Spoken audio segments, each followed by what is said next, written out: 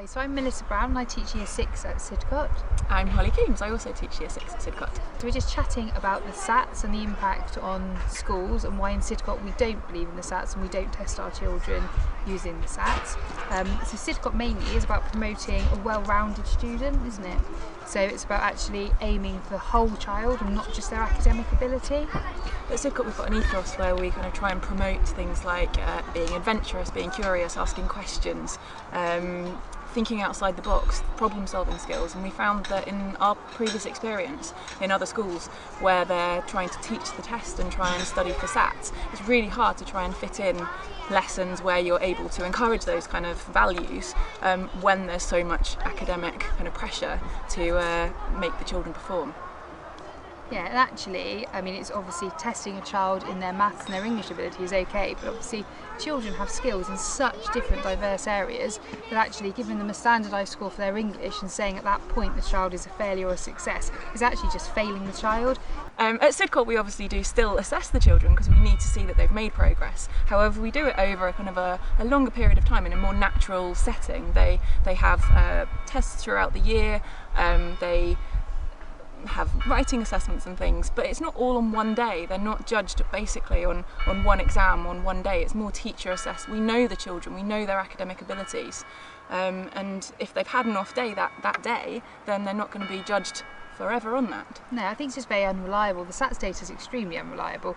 You know, as adults we don't all perform on a set time, and actually in the classroom you can have a child who's excelling and actually they're really confident and doing really well.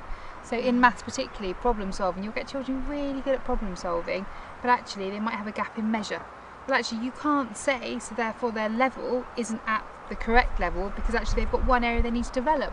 We do our teacher assessments, we do our ongoing assessments when we're talking to the children, and we know what they need to work on. It's all about the individual child. Sidcot isn't an exam factory.